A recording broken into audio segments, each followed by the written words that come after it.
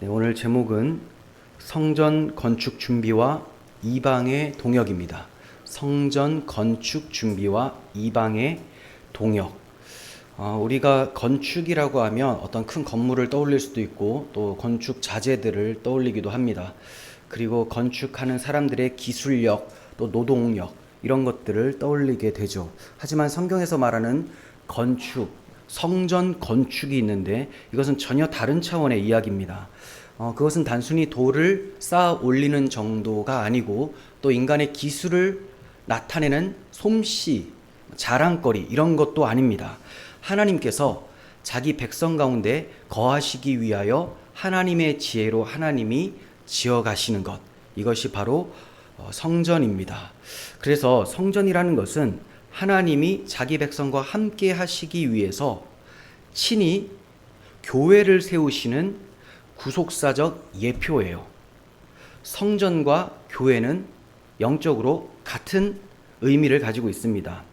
성전은 단지 외형적 건축물이 아니라 그리스도의 몸된 교회를 가리키고 이는 신약에서 명확하게 드러나는데요. 바울은 에베소서를 통해서 교회를 사도와 선지자들의 터 위에 세워진 하나님의 처소라고 설명을 합니다. 그리고 성령 안에서 마치 성전 건물들이 이렇게 하나씩 붙어서 큰 성전을 이루는 것처럼 성령 안에서 성도들이 연합하여 지어져 가는 것이다 라고 교회를 설명을 해요. 또한 베드로는 자기의 첫 번째 편지에서 성도들을 산돌이라고 하면서 신령한 집으로 세워져 가라 라고 해요. 여기서 신령한 집은 영적 집인데 바로 성전답게 지어져 가라 라고 합니다. 이처럼 구약의 성전은 예수 그리스도와 그의 몸된 교회를 예표한 것이고 오늘날 교회는 하나님의 임재가 거하시는 성전으로 계속 완성되어 가는 과정에 있습니다. 그렇게 완전히 완성이 되면 이 육체가 썩어질 육체가 썩지 않을 영광스러운 몸으로 바뀌게 되어 새하늘과 새 땅에 들어가게 되죠. 그래서 새하늘과 새 땅에 들어가게 되면 그것이 완성된 성전이 되는 거예요.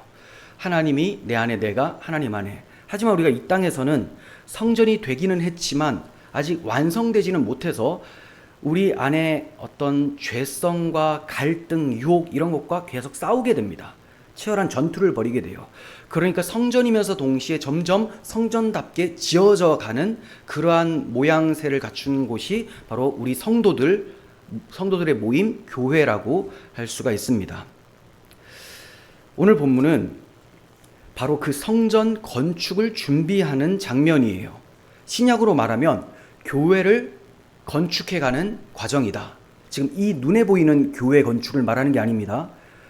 하나님 안에서 함께 연합되어 자라가는 성도들의 신앙, 하나님을 예배하고 하나님을 누리는 이러한 상태를 성전 교회라고 말을 하는 거예요. 자, 오늘 본문이 그 성전 건축 준비인데요.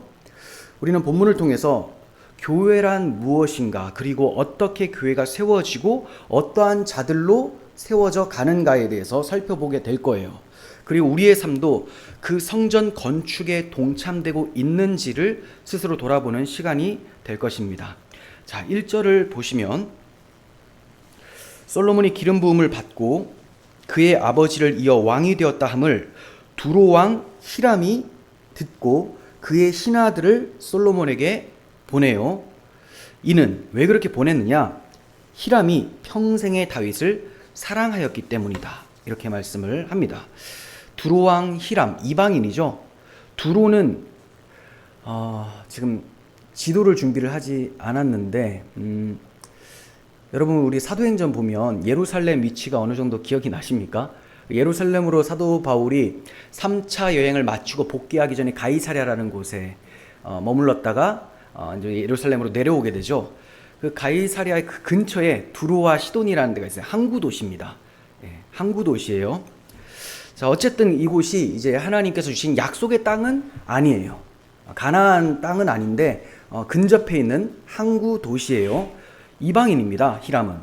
그런데 이 이방인 왕 히람이 솔로몬이 왕이 되었다라는 소식을 듣고 곧장 신하들을 보내서 인사를 시키는 거예요.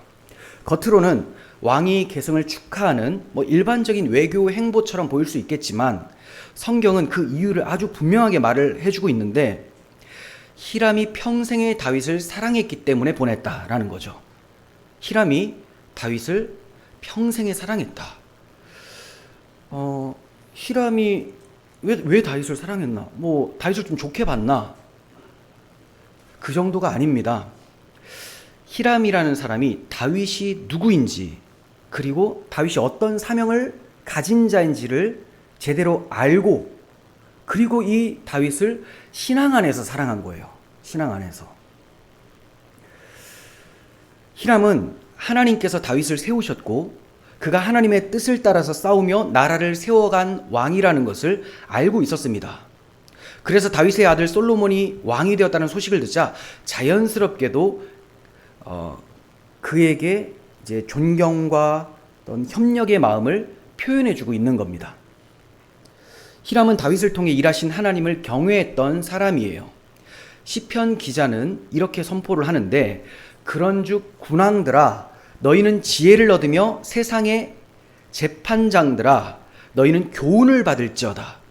그러니까 이방 나라 왕들아 너희들은 지혜를 얻어라, 교훈을 받아라.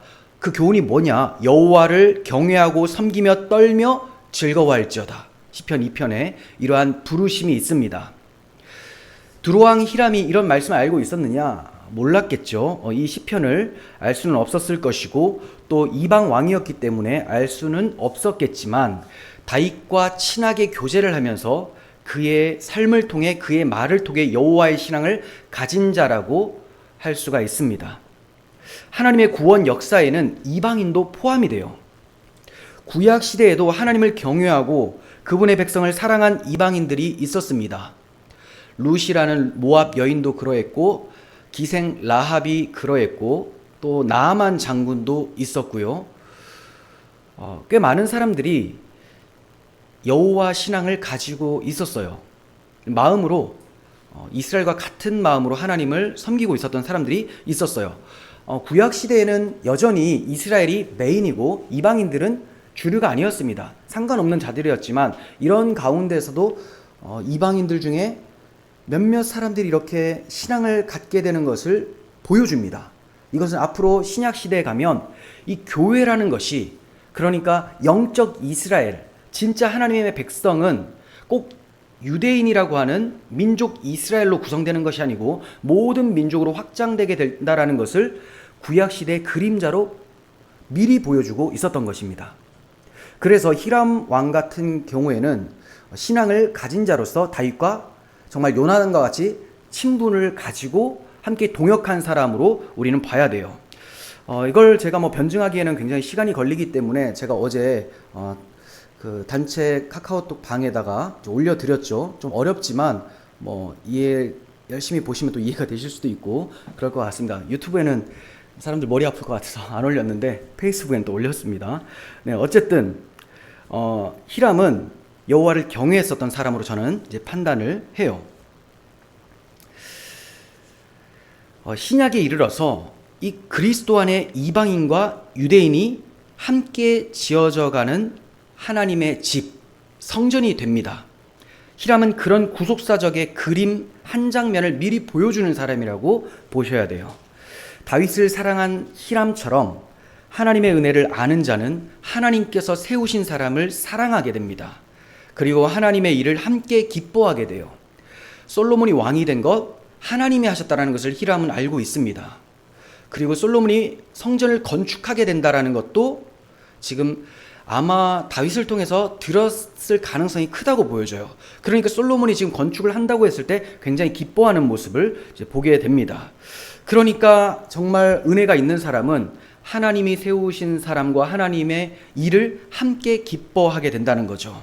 히람은 다윗을 사랑했고 그의 아들이 하나님의 약속대로 왕위에 오르는 것을 보면서 기쁨으로 반응을 했어요. 하나님의 행하신 일을 기뻐하는 사람, 그 사람이 은혜 받은 자요 복 있는 사람입니다.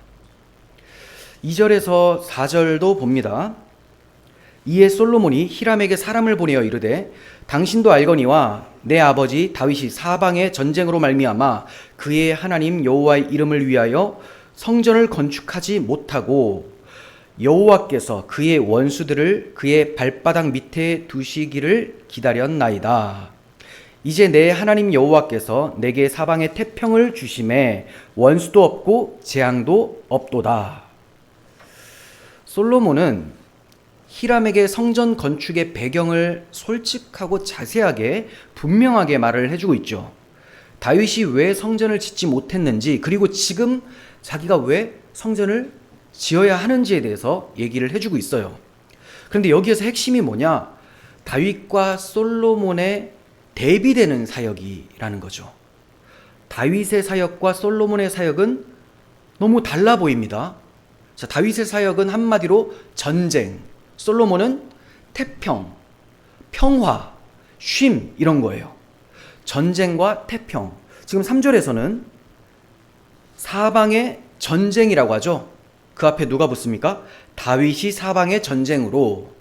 다윗은 전쟁하는 왕이에요. 솔로몬은 4절에서 여호와께서 내게 사방의 태평을 주심에, 사방의 전쟁과 사방의 태평이 대조되고 있습니다. 다윗은 전쟁의 시대를 살았어요. 그는 하나님께서 주신 약속의 땅을 정복하고 확장하는 그런 사역을 했고, 외세의 침략을 막아내면서 이스라엘 백성들을 보호하는 역할을 했습니다. 그렇게 함으로써 하나님이 전쟁에 능하신 왕이시라는 것도 나타내며 여호와의 이름을 드높였습니다. 이때 하나님의 임재 처소가 어디였을까요? 다윗 시대 전쟁 시기에 하나님은 어디에 거주하셨습니까? 성막이죠. 성막. 이동형 텐트입니다. 왜 이동을 해야 되느냐? 전쟁을 해야 되니까. 그러니까 하나님께서는 성막에 임재하셔서 마치 야전군 사령관처럼 다윗과 늘 함께 하시면서 전쟁을 진두지휘하시고 승리로 이끌어 주셨던 거예요. 그래서 성막의 특징은 이동형이고 전쟁 중에 필요한 것이고, 반면 성전은 고정형이죠. 고정형. 왜 고정이냐? 전쟁이 이제 끝났어요. 평화로운 시대예요. 그러니까 이동할 필요가 없습니다. 태평, 안식의 상태가 임했음을 보여주는 것이 성전이에요. 성막과 성전의 영적 의미는 똑같은데 상황이 다른 겁니다. 상황이. 자, 보세요. 지금 우리는 분명히 신약 성경에서 성도들이 성전이다 라고요. 여호와께서 거하시는 처소라고 합니다. 성령이 거하시는 전, 성전이에요. 그럼 내가 성전인데, 근데 나는 싸우고 있어요. 또 동시에. 그러면 이게 뭐냐? 성막의 삶을 사는 거예요. 성전이긴 하지만 완성이 되지 않은 거예요. 완성은 새하늘과 새 땅에 가서 완성이 됩니다. 그러니까 성전의 영광스러움은 가지고 있으나 그리스도의 생명이 나에게 임해서 그분과 함께 살면서 그 영광스러움은 경험하고 있으나 여전히 우리는 죄와 피 흘리기까지 싸우면서 어떤 가치관이나 이런 유혹들에 계속 하나님 말씀을 이겨내야 되는 전투를 벌이고 있는 상황이라고 보시면 되는 거예요. 솔로몬은 전투하는 왕이 아니었습니다. 솔로몬 때는 전쟁이 한 번도 없었어요. 그러니까 이제 성전이 세워지게 됩니다. 하나님께서는 성전 건축을 평강의 때에 이루기를 원하셨어요. 4절에서 사방에 태평을 주심에 라는 표현에서 태평이라는 단어가 히브리어로 누아흐입니다. 루아흐가 아니고요. 루아흐는 성령을 나타낼 때 영이고요. 바람, 호흡 이런 거고요. 여기 누아흐인데 이것은 단순한 평화가 아니고 하나님께서 주시는 깊은 쉼, 안식을 의미합니다. 에덴 동산에서의 안식, 하나님께서 창조를 하신 후에 안식하셨더라 나오죠. 전쟁이 없어요. 평화로운 곳입니다. 그리고 여호수아가 가나안 정복 전쟁을 합니다. 그리고 안식을 주는데 물론 온전한 안식은 아니었어요. 히브리서 기자가 얘기를 했죠. 여호수아가 너에게 안식을 주셨더라면 어떻게 더 나은 안식을 얘기하셨겠느냐라는 말씀을 하십니다. 하지만 정복 전쟁을 하면서 이스라엘 백성들이 순간적으로 안식을 누리게 돼요. 정복 전쟁을 누가 했느냐? 여호수아가 앞장섰지만 여호수아가 전쟁할 때 늘 언약궤, 성막의 핵심이죠. 언약궤를 앞장세워서 싸웠기 때문에 이겼다라는 것을 나타냅니다. 여호와께서 주시는 쉼이었어요. 자, 이러한 쉼은 결국 어디를 향하게 하느냐? 장차 그리스도 안에서 완성될 참된 안식을 향하게 하는 겁니다. 그러니까 지금 여기 사방에 태평의 시대가 열렸다라는 것은 이러한 주님께서 주실 안식을 예표하는 그러한 상태를 보여주고 있는 거예요. 다윗은 싸우는 메시아를 예표합니다. 전에도 제가 말씀을 드렸죠. 솔로몬과 다윗은 둘 다 예수 그리스도의 예표적 인물이라고. 어떤 분들은 다윗만 그렇게 생각합니다. 또 어떤 분들은 솔로몬만 그렇게 생각하는데 둘 다 예수 그리스도의 예표적 인물입니다. 지난번에 또 말씀드렸죠. 모세도 예표적 인물, 여호수아도 예표적 인물. 자, 그러면 다윗은 어떻게 예수 그리스도 메시아를 예표하는 인물이냐? 전쟁하는 메시아를 나타내는 인물입니다. 사탄의 머리를 상하게 하며 모든 대적을 무찌르는 전투의 왕 예수 그리스도를 나타내는 사람이 다윗이에요. 그리고 솔로몬은 평강의 메시아를 예표합니다. 그래서 제가 부활의 예수를 생각하는 것이 좋다라고 말씀을 드렸죠. 부활하신 예수님은 성도들에게, 제자들에게 나타나셔서 너희에게 평안이 있으리라 라고 말씀을 하셨잖아요. 이렇게 평안을 주시는 분입니다. 자, 이렇게 솔로몬은 평강의 메시아를 예표해요. 그래서 자주 말씀을 드리지만 솔로몬이라는 이름도 샬롬에서 나왔고 그를 통해서 하나님의 집이 세워지게 되는 거예요. 평강의 시대에 하나님의 성전이 건축이 되는 겁니다. 자, 이 두 사람의 사역은 결코 나뉘어지는 게 아닙니다. 한 분, 예수 그리스도의 사역을 양쪽으로 묘사를 했을 뿐이에요. 예수 그리스도께서는 먼저 십자가에서 죽기까지 싸우셔서 마귀의 머리를 상하게 하셨어요. 승리하셨습니다. 이 승리하심을 부활하심으로 선포하셨어요. 확증을 해주셨습니다. 그래서 이 승리 위에 십자가의 승리를 토대로 교회가 세워지게 되는 거예요. 이 교회에게 마음의 평강을 주시는 분이 예수님이세요.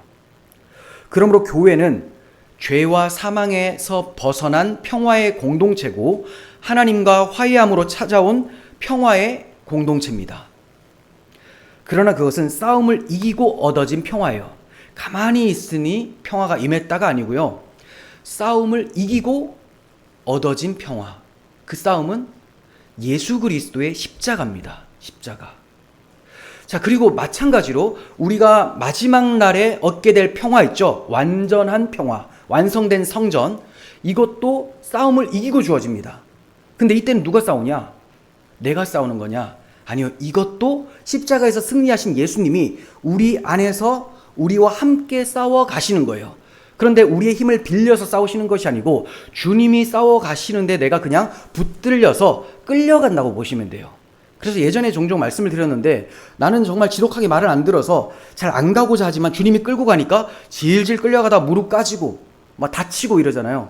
이런 경험. 하지만 승리는 주님이 하셨는데 주님께서 천국 가셔서 하시는 말씀이 네가 잘 싸웠다 하면서 상 주시는 것이 면류관이라고 말씀드렸죠.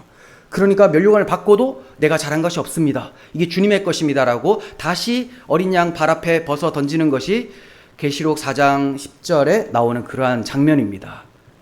자, 그러니까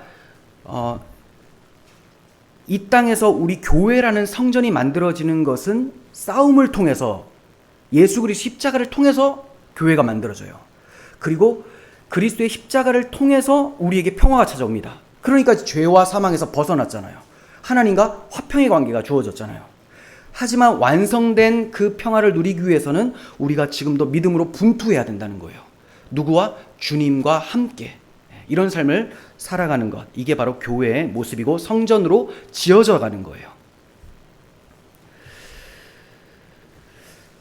교회는 주님께서 영적 전투를 십자가로 승리한 후에 건설되는 공동체입니다. 십자가 없는 교회는 없어요. 이 진리가 다윗의 전쟁 후에 사방의 태평한 상태에서 성전 건축이 시작되었음을 통해서 드러나고 있는 거예요. 우리는 그리스도께서 이미 싸우셨고 이기셨음을 믿는 그리스도인들입니다. 이런 그리스도인들이 바로 교회이며 성전이죠. 그러니까 참된 성전, 참된 교회는 십자가의 대속, 부활, 이 승리가 없이는 살아갈 수도 없고 존재 이유도 없어진다는 거예요. 교회는 시작도 십자가의 은혜고요. 싸워가는 것도 십자가의 은혜로 싸웁니다. 그래서 나에게 평화가 있다라고 성경에서 말씀을 하시는데, 이 평화도 가만히 신비주의자들처럼 가만히 기도하다 보면 뭐 임했어요, 이게 아니라는 겁니다. 십자가를 통해서 와요. 그리스도께서 마땅히 저주받아 지옥에 가야 될 나의 모든 죄를 십자가에서 치르셨다. 그래서 하나님과 내가 원수였는데 하나님의 자녀가 되었다라는 그 믿음 안에서 평화가 찾아오는 거죠. 내게 강 같은 평화라는 것은 옆에 많은 대적들이 공격해오고 있지만 그 어떠한 요새보다도 든든한 진이 되시는, 반석이 되시는 하나님이 나의 아버지시라는 것, 그것이 그리스도의 십자가 대속으로 찾아왔다라는 것 때문에 강 같은 평화가 이루어지게 되는 거예요. 그래서 교회가 누리는 이 평화는 반드시 십자가 복음을 통해서 주어지는 거예요. 그렇지 않으면 두려울 수밖에 없고 요동할 수밖에 없습니다. 우리는 흔들리지 않는 나라를 받은 자들입니다. 자, 5절 보세요. 여호와께서 내 아버지 다윗에게 하신 말씀에 내가 너를 이어 내 자리에 오르게 할 내 아들, 그가 내 이름을 위하여 성전을 건축하리라 하신 대로 내가 내 하나님 여호와의 이름을 위하여 성전을 건축하려 하오니. 자, 지금 솔로몬이 계속해서 얘기를 하고 있죠. 여호와 하나님께서 내 아버지 다윗에게 말씀하셨다. 무엇을? 성전 건축을. 그런데 그게 다윗, 나의 아버지가 아니고 다윗의 아들, 아버지 아들, 바로 자기라는 거예요. 자기가 성전을 건축하도록 약속해 주셨다라는 겁니다. 그러니까 성전 건축의 출발점이 인간의 열심이나 종교적 이상에 따라서 시작되는 것이 아니고 하나님의 언약이라는 것을 분명히 보여주고 있는 거예요. 여기서 하신 대로라는 말씀이 나오잖아요. 그죠? 다윗에게 하신 말씀에 네 아들 그가 내 이름을 위하여 성전을 건축하리라 하신 대로. 자, 이게 뭡니까? 다윗에게 하신 약속이 지금 성취되고 있습니다, 이런 말이죠. 솔로몬은 바로 그 말씀 위에 서서 성전을 건축하고 있는 거예요. 내가 이제 왕이 됐으니 내 영광, 내 업적을 한번 나타내기 위해서 성전이라는 거 멋지게 한번 지어봐야 되겠다, 이게 아니라는 거죠. 그래서 그는 말을 합니다. 내 하나님 여호와의 이름을 위하여 성전을 건축하려고 합니다. 자기 이름이 아니에요. 여호와의 이름을 위하여. 자기 이름을 위해서 지었으면 그거는 성전이 아니고요, 솔로몬 궁이겠죠. 자기 집이잖아요. 근데 여기는 성전은 여호와께서 자기 이름을 두시는 곳입니다. 이름이라는 것은 하나님의 임재, 통치, 영광을 상징하는 표현이에요. 하나님의 이름이 김인수 이렇게 있는 게 아니잖아요. 이름이라는 것은 하나님의 속성을 나타내는데 그 속성은 하나님의 영광을 선포합니다. 그리고 하나님의 임재, 하나님의 통치, 여호와의 이름을 여기에 두시옵소서, 여호와께서 나를 다스리시옵소서, 이런 뜻이라는 거죠. 교회도 마찬가지예요. 교회는 사람의 이름을 두는 곳이 아니고 예수 그리스도의 이름을 두는 곳입니다. 심지어 나라는 이 교회 한 사람도 예수 그리스도의 이름을 두는 자예요. 그래서 자기 이름을 높이는 자들이 아니고 그리스도의 이름을 높이는 자들이죠. 그래서 이런 한 사람 한 사람을 뭐라고 부릅니까? 그리스도인. 그리스도의 이름으로 불려지는 사람들이라는 겁니다. 이마에는 예수 그리스도의 이름이 새겨져 있는 거죠.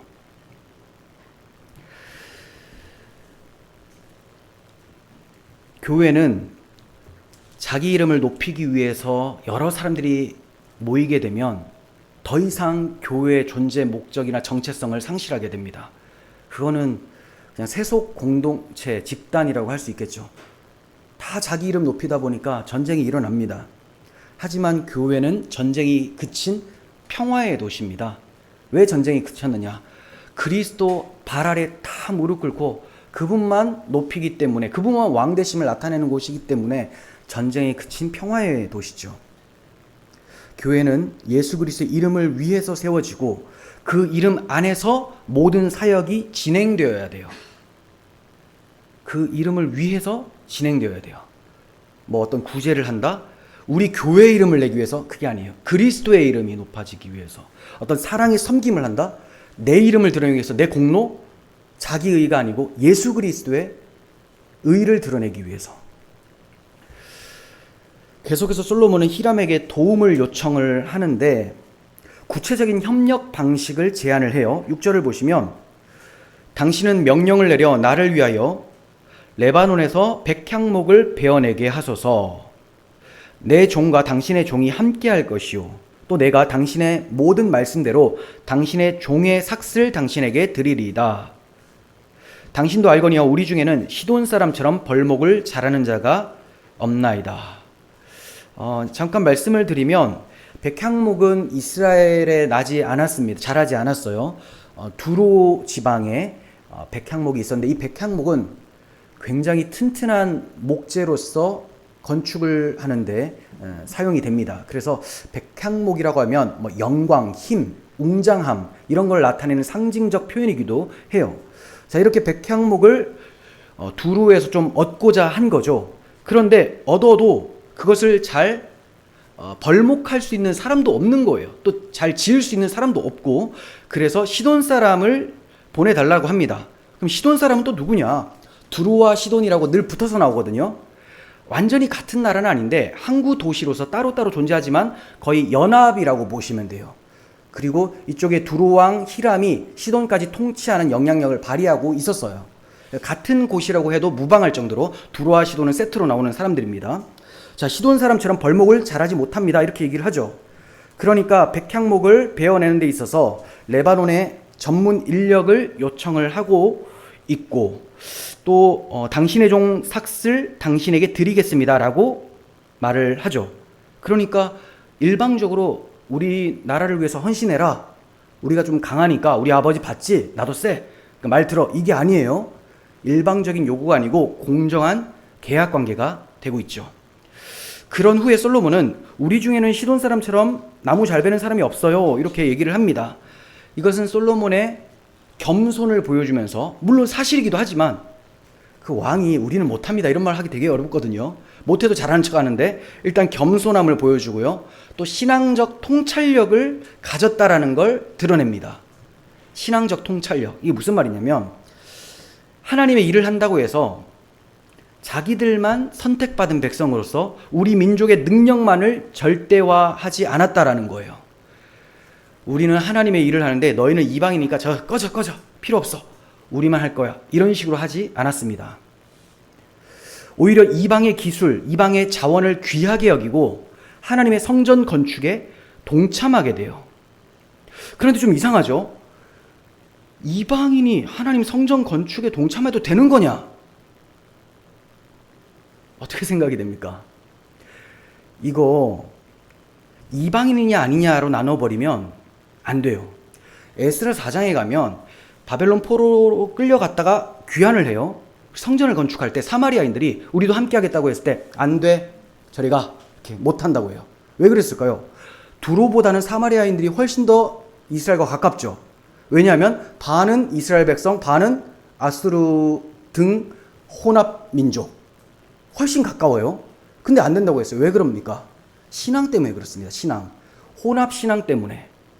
몸만 혼합이 된 게 아니고 피만 섞인 것이 아니고 이들의 모든 사고들이나 종교가 바뀌어버렸기 때문에, 사마리아. 그래서 이들은 함께하면 안 된다라고 한 것이고, 두로는 왜 지금 부탁을 하고 있습니까? 그의 신앙이 다윗과 같았기 때문이라고 저는 보고 있는 거예요. 자,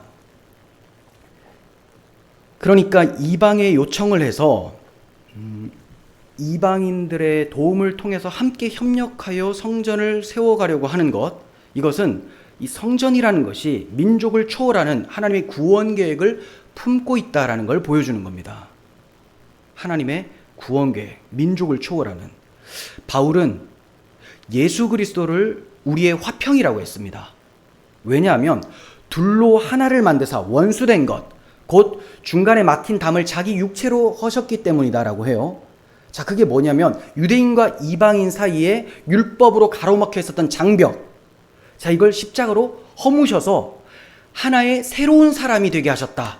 그래서 이 원수재간이 화해가 되었으니 예수 그리스도 그는 우리의 화평이신지라. 원수된 것 곧 중간에 막힌 담을 자기 육체로 허신 분이시다라고 에베소 2장에 말씀을 하고 있는 겁니다. 복음은 유대인과 이방인을 하나로 만들어요. 아무리 원수된 것 같아도 복음 안에 있으면 형제 자매가 되는 거예요. 저 나라 사람, 이 나라 사람 난 마음에 안 들어, 이게 아니고 그리스도 안에 있으면 새로운 피조물이 되는 거죠. 같은 민족이라고 해도 그리스도 밖에 있으면 말이 안 통합니다. 사고가 다르고 가치관이 다르고 세계관이 달라요. 적처럼 싸우지 않습니까? 얼마나 우리나라 안에서도 이게 찢어져 싸웁니까? 왜 그래요? 사고가 통일이 안 되니까. 그리스도 안에 있으면 유대인이나 이방이나 한 세 사람을 이루게 된다는 것을 지금 보여주고 있는 거죠. 솔로몬이 지금 시돈 사람의 도움을 받아 성전을 세우는 이 모습은 장차 유대와 이방 나라, 그리고 남자와 여자, 종과 자유인 모든 민족이 복음 안에서 함께 교회를 이루어가게 될 것을 보여주고 있는 겁니다. 교회는 한 민족이나 한 계층의 전유물이 아닙니다. 지식의 차이나 또 다른 문화, 또 다른 언어, 낯선 언어 속에서도 하나님께서 준비하셔서 쓰시려는 분들이 있습니다. 그분들은 배제의 대상이 아니라 함께 복음을 위해 일하도록 부름을 받은 자들이에요. 성전 건축이 이방인과의 협력을 통해서 완성되었듯이 지금 교회도 그리스도 안에서 모든 민족과 함께 지어져 가는 공동체인 거죠. 그래서 우리가 언어로는 말이 안 통하지만 아프리카에 있는 복음적 기독교인들을 보면 우리 형제라고 생각하고 미국에 있는 기독교인들을 보면 우리 형제로 생각하지 않습니까? 그게 어떤 나라이든 간에 그리스도 안에 있으면 천국 백성으로 보게 되는 것. 오늘 우리는 무엇을 기준으로 동역자를 판단하고 있습니까? 실력, 능력, 배경, 지식 이런 걸로 판단해서 안 됩니다. 복음에 사로잡혀 있는가? 주님을 사랑하는가? 이걸로 사람을 봐야 되는 거죠. 하나님의 일은 하나님의 방식으로 하나님의 사람들을 통해서 이루어집니다. 겸손히 서로 존중하고 주의 이름을 위하여 함께 세워갈 수 있는 교회가 되어야 할 줄을 믿습니다. 자, 이제 7절을 보겠습니다. 히람이 솔로몬의 말을 듣고 크게 기뻐하여 이르되 오늘 여호와를 찬양할지로다. 그가 다윗에게 지혜로운 아들을 주사 그 많은 백성을 다스리게 하셨도다 하고. 자, 히람이 솔로몬의 말을 다 듣고 나서 크게 기뻐해요. 너무 기뻐합니다. 그러면서 여호와를 찬양한다라고 해요. 이거는 하나님의 손길을 인정하는 데서 나오는 신앙적인 반응이죠. 네 아버지 다윗으로부터도 내가 계속 전해 들었는데 정말 그 신실하신 하나님은 당신의 언약대로 다윗에게 씨를 주셔서 이렇게 지혜로운 아들을 주셨고 이 지혜로운 아들을 통해서 성전을 건축하는데 이 나 같은 이방인도 쓰임받게 하시니 찬양할지로다. 이렇게 되는 거죠. 히람은 비록 이방 왕이었지만 하나님의 언약이 다윗을 통해 성취되고 있으며 그 자손 솔로몬에게 지혜가 임해서 왕국이 견고히 서가는 것을 보면서 놀라우며 또 경외감을 금하지 못했던 겁니다. 여기서 우리가 주목할 점은 이방인이 여호와의 손길을 보고 찬양하게 되었다는 거죠. 히람이 이렇게 얘기를 하죠. 다윗에게 지혜로운 아들을 주사라고 말을 합니다. 하나님이 다윗의 그 하나님이 다윗에게 지혜로운 아들을 주셨다. 아들을 주신 것도 하나님이요 그 아들이 지혜 있게 하신 분도 하나님이라는 겁니다. 솔로몬의 왕위나 성전 건축이 다 하나님께서 주신 거다. 비록 다윗이 준비하고 솔로몬이 건축하지만 모든 것이 하나님의 주권 아래 이루어진 일이라고 고백을 한 거예요. 이처럼 이방 왕이 하나님의 일하심을 인정하고 찬양하는 이 장면도 하나님의 구원 역사가 민족을 초월하여 확장되고 있음을 보여주는 예표예요. 성경은 이와 같이 구속사적인 흐름을 일관되게 가르쳐주고 있어요. 시편에서 땅의 모든 끝이 여호와를 기억하고 돌아오며 모든 나라의 모든 족속이 주 앞에 예배하리니 라는 찬양이 나옵니다. 이사야에서도 나라들은 내 빛으로, 왕들은 비치는 내 광명으로 나아오리라 라는 말씀이 있어요. 복음이 처음에는 유대인에게서부터 시작이 되지만 그 복음의 빛은 온 세상에 비추어지게 됩니다. 등불을 이렇게 드는 것은 유대인인데 등불의 빛을 받는 온 민족들이 있다라는 거죠. 예수 그리스도는 유대인의 메시아뿐만이 아니고 이방인의 구원자도 되십니다. 그러니까 우리가 나의 주, 나의 예수님이라고 지금 고백하잖아요. 여기에 히브리 사람 어디 있습니까? 아무도 없죠. 교회는 복음의 빛을 전하는 중심입니다. 복음의 빛을. 우리가 복음을 충실하게 전하고 성령의 열매를 맺으며 살아갈 때 세상 사람들도 하나님께서 우리 가운데 계신 것을 보고 하나님을 경외하게 됩니다.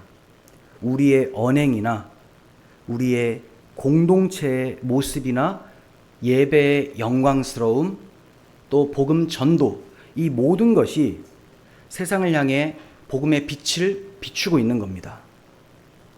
히람처럼 오늘도 여호와를 찬양할 자들이 모든 민족 중에 일어나고 있습니다. 중요한 것은 우리가 그 빛을 흐리지 않고 충실하게 비추고 있는가라는 거죠. 하나님의 지혜가 우리 가운데 역사하고 있음을 세상이 보고 인정할 수 있는가? 우리는 이러한 질문을 하지 않을 수가 없습니다. 8절에서 10절을 봅니다. 이에 솔로몬에게 사람을 보내어 이르되 당신이 사람을 보내어 하신 말씀을 내가 들었거니와 내 백향목 제목과 잣나무 제목에 대하여는 당신이 바라시는 대로 할지라.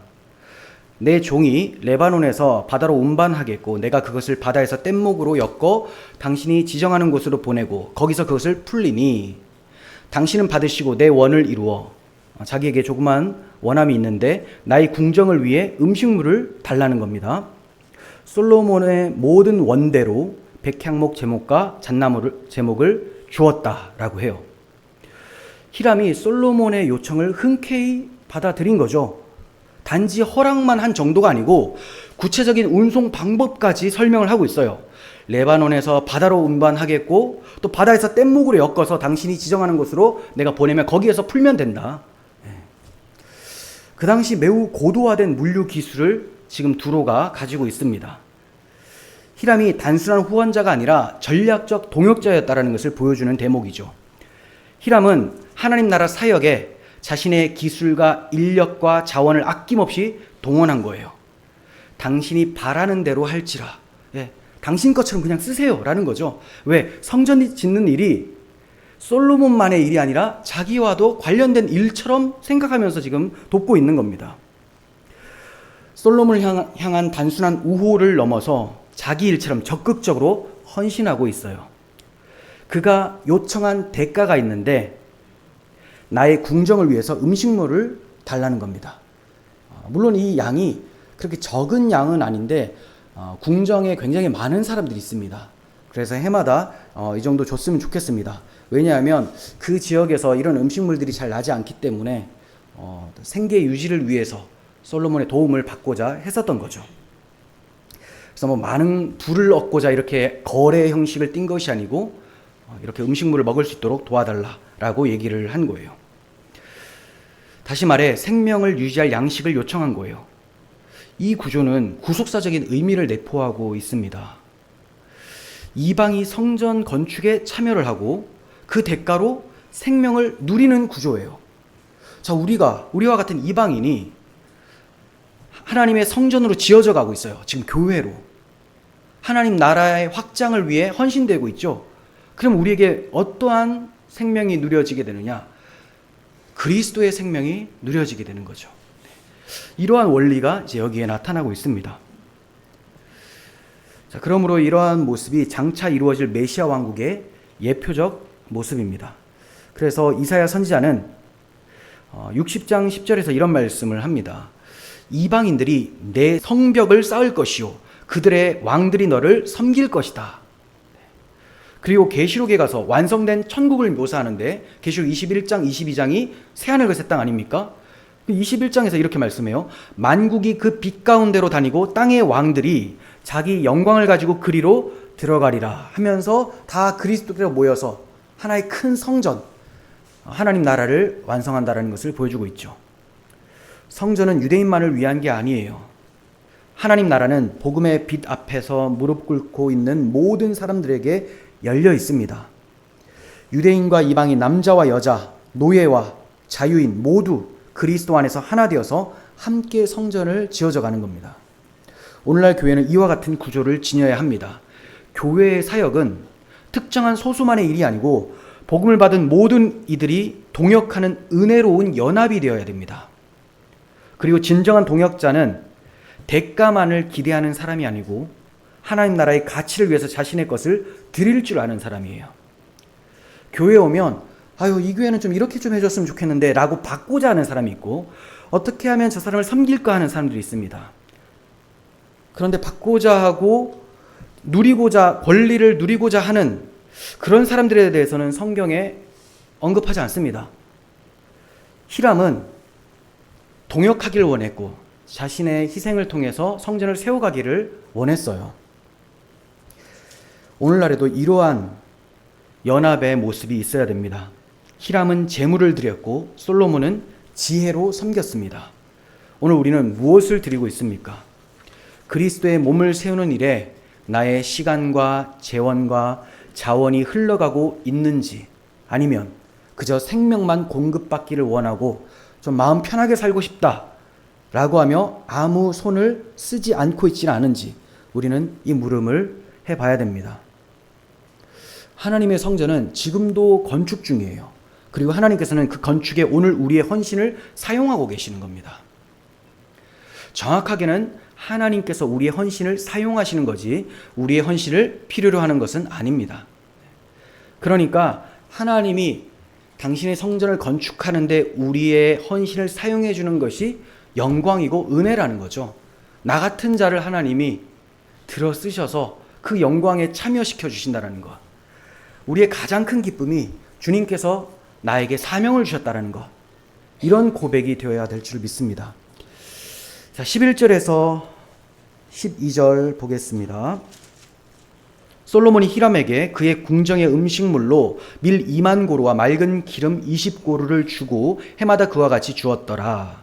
여호와께서 그의 말씀대로 솔로몬에게 지혜를 주신 고로 히람과 솔로몬이 친목하여 두 사람이 함께 약조를 맺었더라. 네, 솔로몬이 히람이 원했었던 그 음식물에 대해서 해마다 정직하게 제공을 했다고 기록을 하고 있죠. 해마다 그와 같이 주었다. 일시적인 거래가 아니고 지속적인 공급이었다는 거죠. 곧 성실한 약속 이행을 강조합니다. 그리고 이것은 앞서 말씀드린 대로 구속사적으로 적용해 보면 하나님 나라를 위해서 헌신한 자에게 일시적으로가 아니고 지속적으로 그리스도의 생명을 누릴 수 있는 복을 부어주신다라는 것을 생각할 수가 있겠습니다. 성경은 이것을 히람과 솔로몬이 친목하여 두 사람이 함께 약조를 맺었더라라고 정리를 합니다. 친목하여 약조를 맺었더라. 그러니까 그냥 사이가 좋은 정도가 아니고 언약 관계를 맺었다라는 거예요. 언약 관계. 솔로몬은 히람을 건축을 위한 도구 정도로 여긴 것이 아니었습니다. 하나님의 사역에 함께 부름받은 동역자로 존중하고 있어요. 그는 자신이 가진 권력이나 능력에 의지하지 않고 하나님께서 주신 지혜로 이 관계를 세워가는 거예요. 그래서 분명히 본문이 말씀하죠. 어떻게 이런 약조를 맺었느냐? 여호와께서 그의 말씀대로 솔로몬에게 지혜를 주신 고로, 그죠? 솔로몬에게 지혜를 주셨기 때문에 이렇게 두 사람이 언약 관계의 약조를 맺고 성전을 세울 수 있었다. 하나님의 지혜가 성전을 세운 거죠. 모든 일의 주도권과 원인이 하나님의 주권적 역사로 이루어진다는 것을 보여주고 있습니다. 인간의 탁월한 전략이나 외교술이 아니라 하나님의 말씀과 지혜가 이방인과의 연합을 가능케 한 거예요. 이 지혜는 단지 문제 해결 기술이 아닙니다. 구속사를 성취하는 하나님의 지혜예요. 바울은 이 지혜를 오직 은밀한 가운데 있는 하나님의 지혜를 말하는 것인데 하면서 말문을 열어요. 그런데 이걸 뭐라고 하냐면 감추어졌던 것인데 하나님이 우리의 영광을 위해 만세 전에 미리 정하신 것이다. 자, 이게 뭡니까? 예수 그리스도, 그분을 통한 하나님의 구원의 경륜을 하나님의 지혜라고 하는 거예요. 구약의 성전 건축에서도 신약의 교회 건설에서도 중심은 언제나 하나님의 지혜가 있었다라는 겁니다. 그 지혜, 그리스도 예수 안에 있는 하나님의 구원의 경륜이에요. 이방과 언약을 맺고 함께 세워가는 공동체, 정직과 신뢰로 이어가는 관계, 그것은 오늘날 교회가 복음을 통해 맺어지는 하나님 나라 백성의 연합이라는 것을 보여주고 있습니다. 교회의 이러한 사랑의 연합이 가능하도록 이끄시는 분은 지금도 교회에 지혜를 주시고 계시는 하나님이십니다. 그러므로 교회가 연합하여 주의 성전으로 하나님 나라로 잘 지어져 가기 위해서는 하나님의 지혜를 날마다 구하셔야 되고, 그 지혜를 구하기 위해서는 주 예수를 부르면서 그분을 의지하며 그분의 말씀인 성경을 보셔야 됩니다. 그러면 성경이 우리에게 주시는 그 지혜를 통하여, 복음적 사랑을 통하여 교회가 건강하게 지어져 갈 수 있도록 주께서 이끌어 가시는 거예요. 성전 건축 준비는 단순한 역사적 사건을 넘어서 구속사적 예표이며 하나님 나라가 어떻게 세워지는지를 보여주는 영적 그림이라는 것을 보았습니다.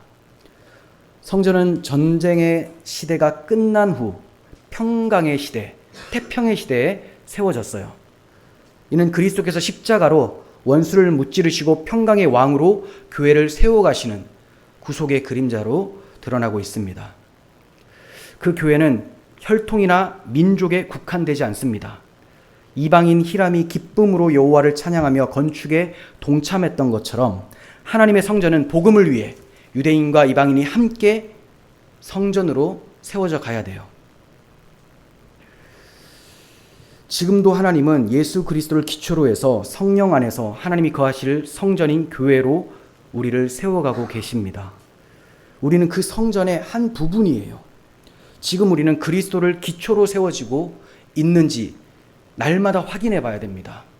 오늘 본문에 제가 넣지는 않았지만 다음 주에 제가 이게 너무 애매해서 이걸 해야 되나 말아야 되나 그냥 끝까지 다 할까 생각을 했는데 17절에 성전의 기초석으로 돌을 놓습니다.